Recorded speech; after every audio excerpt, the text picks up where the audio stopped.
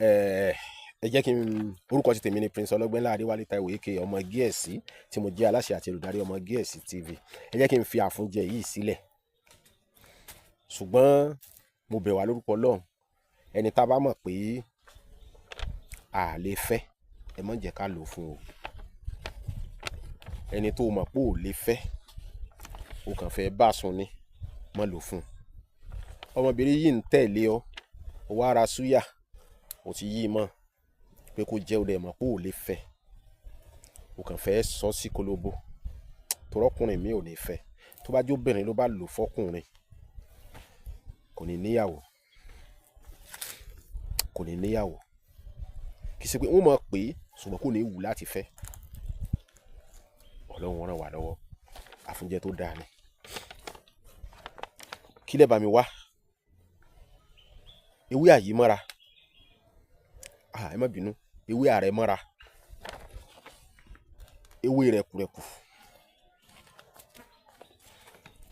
ewé àrẹ̀mọ́ra, ewé rẹ̀kùrẹ̀kù lẹ bá mi wá. Ewé méjèèjì orí àkùkọ adìyẹ, tó bá jọkùnrin ló fẹ́ ṣe orí abo adìyẹ, tó bá jóbìnrin orí akọ adìyẹ. Ẹ jó, tẹ́ ẹ bá ti jó, a wá mú ẹyọ atare méje.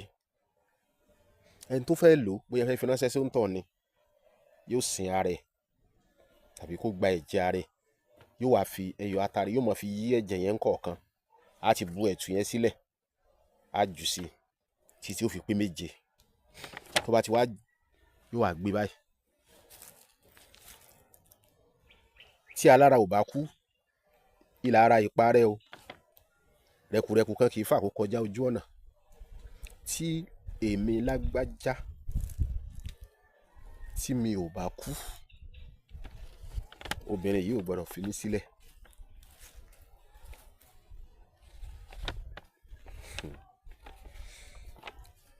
Bá sì mọ̀ pé àwọn gbólóhùn yẹn nìyẹn tá fi pè tán. Tá a bá pè tán, tíntín báyìí ká kàn fún obìnrin tàbí ọkùnrin tá a nífẹ̀ẹ́ òun pé kó jẹ́. Tó bá yìí jẹ́, bóyá súyà ló pò mọ́ ni pé kó jẹ́. Ó débi tí ó mọ̀ gbénu o. Mo máa ń sọ ọ́ sẹ́ rí ọ̀pọ̀lọpọ̀ tọkọtìyàwó ní ìsìn táàrin wọn gún, àwọn ló burú jù o. Torí pé àyípadà tó burú ló lè ṣẹlẹ̀ láàrin wọn. Kò sí nǹkan tó burú nínú pé ìyàwó mi yìí mo nífẹ̀ẹ́, ìfẹ́ kó fi mí sílẹ̀, ó sì ti bímọ fún mi. Kò sí nǹkan tó burú nínú ká fi àdúrà tì, ká fi gbìyànjú tì. Ọkọ mi yìí, mo nífẹ̀ẹ́, ìfẹ́ kó fi mí lẹ̀, ìfẹ́ kó ẹrù èèyàn méjì mi ìfẹ́ kó di tèmi nìkan. Kò sí nǹkan tó burú. Torí pé iye tó ná láti má jẹ́ kó dàrú kò tó iye tó ná láti fi túnṣe tó bá dàrú tán tí ó bá tiẹ̀ padà gbọ́. Torí ẹni tí èkúdà wà lọ́wọ́ ẹ̀, òun ló lágbára o. Ọkùnrin ti fi ọ́ sílẹ̀, ó ti kó ti ẹlòmíì lọ. Wọ́n ti jọ ń jẹ, wọ́n ti jọ ń mu. Ìyẹn ti ń ráyè rọ́yó.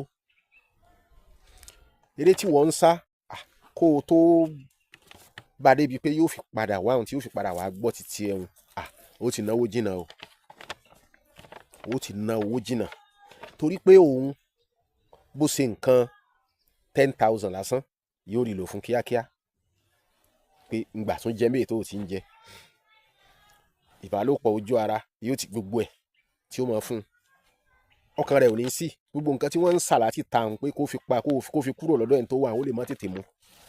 So nítorí náà, àwọn ẹ̀yin àgbàlagbà yìí ní nǹkan tí a bá fẹ́ kó dàrú, tá a bá fẹ́ kó bàjẹ́, ó ní bá a ṣe é ṣe. Ọlọ́run ràn wá lọ́wọ́. Àbọ̀ ọ̀rọ̀ là ń sọ, mọ́ sì mí gbọ́ o. Mi ní pé bóyá kó ṣùgbọ́n ìbùkún ni fún ọmọ ọ̀dọ̀ náà tó fi ọgbọ́n ṣe. Torí pé kì í ṣe pé o fẹ́ sọ dẹrú, kì í ṣe pé o fẹ́ sọ ìyàwó ẹ̀ dẹrú, kì í ṣe pé o fẹ́ sọ ọkọ ẹ̀ dẹrú, bí i ṣe pé ọjà tẹ́jọ dálẹ̀ yìí kẹjìjọ náà dáadáa. Ọlọ́run ràn wá lọ́wọ́. 08061482254 09072793348. tẹ́ bá ní ìbéèrè lórí àwọn àṣírí tá à ń fi sílẹ̀ mo máa ń sọ ní gbogbo ìgbà, ẹ mọ́ pè wá o lórí aago, kì í ṣe ti gbéraga o, ẹ dákun mo tọrọ àforíjì, ẹ mọ́ pè wá lórí aago, ẹ kàn fi àṣírí náà ẹ fi ránṣẹ́ sí wa ní WhatsApp, kẹ́ wá béèrè tẹ́ bá ní lábẹ́ tó bá jẹ́ àwọn àṣírí. Ṣẹ̀pẹ́ mo máa ń sọ pé àwọn àṣírí kan wà tó yẹ pa ló ń gbà tá à ń gbà pẹ̀lú ìbúra pé kò ní í jáde. Irú àṣírí bẹ́ẹ̀ tẹ́ bá béèrè lórí ó ṣeé ṣe ká má dáhùn. Ọlọ́run ràn wá lọ́wọ́.